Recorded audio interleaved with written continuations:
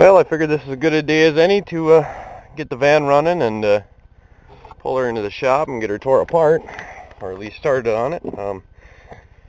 Didn't start last time, but I threw a battery in it this time, and I hit the key a bunch, and it did crank over a little bit. So I'm going to go ahead and see if it'll start.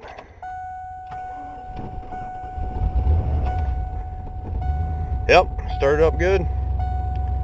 So now I'm riding on 2 flat tires, but I'll go ahead and drive it into the shop and we'll start tearing it down. I think the first thing I'll do is clean out this interior, because I got to take the seats out, and then we'll probably work on the motor after that. Yank that out and the transmission and everything. Well, here's the van. Got her inside. The van in all its glory. It's got a lot of problems, and it's worth more to me in parts. Ball joints are going out on it. Tires are, all 4 of them are bad. I mean, absolutely need to replace bad, as you can see here on this one. There's no rear brakes. Everything in the back, as far as brakes go, would have to be replaced. Drums, shoes, hardware kit, the lines in the back are gone. Wheel cylinders would have to be done.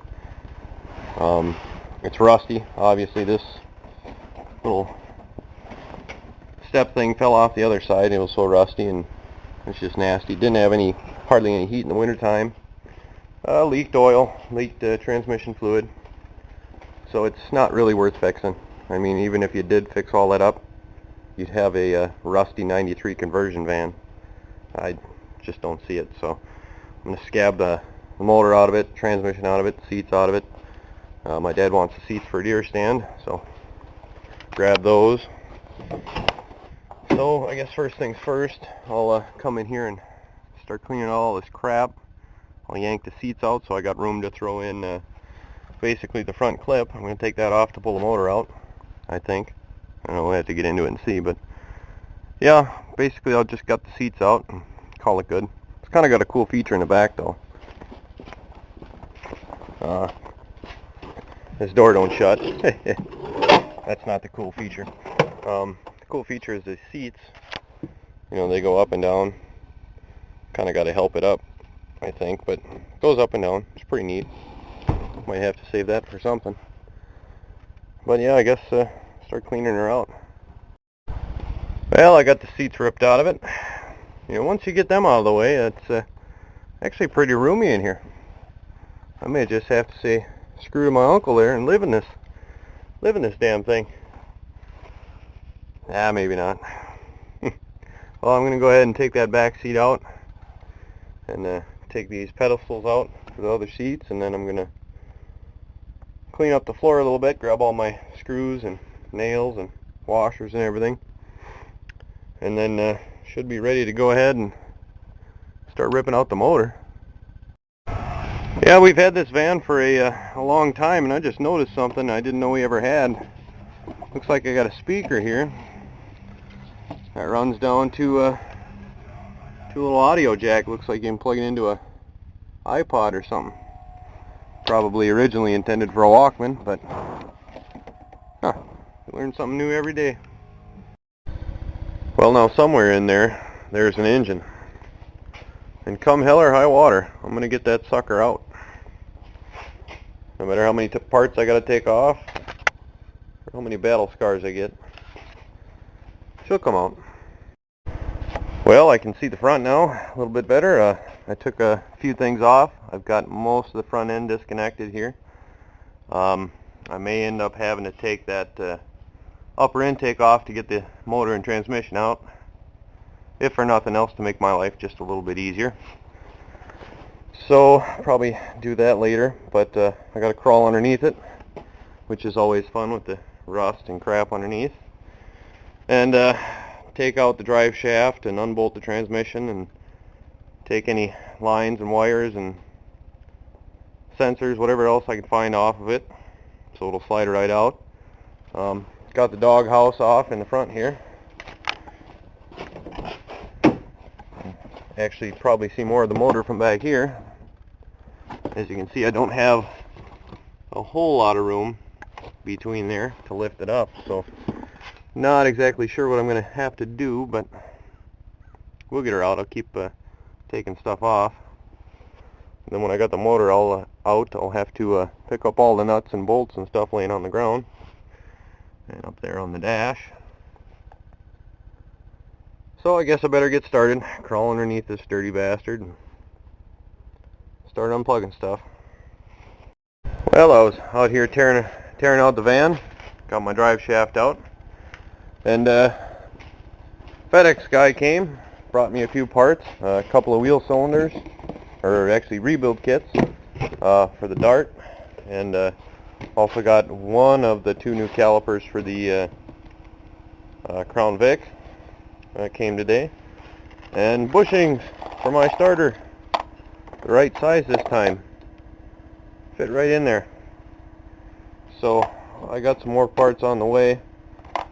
Those ones came this fast. The other ones should probably be here maybe next week, because it's Friday today. I don't know if they'll deliver on Saturday or not, but we're getting there. So hopefully I'll have this thing out of here before too long. I can pull that Crown Victoria back over here and start working on that one again.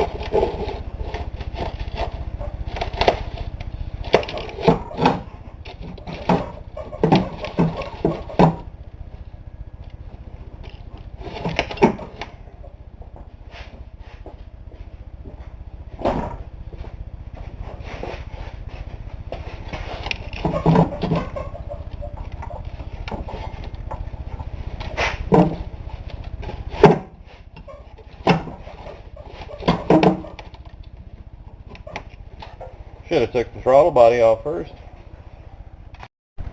Well, I got her out. I guess it just helps when you have all the wire things disconnected. This thing wasn't plugged in, but the little tab there was stuck inside there, which is why I was having a hard time pulling out that way. That and the spark plug wires kept wrapping around the back of the bottom of the throttle body here, but she came out the back all right, good enough. Now I think I'll have enough room to actually lift it up and pull it out. Hopefully. Well, what do you know? Within an hour of that last truck coming, another FedEx truck came and brought me my rotors for the Crown Vic.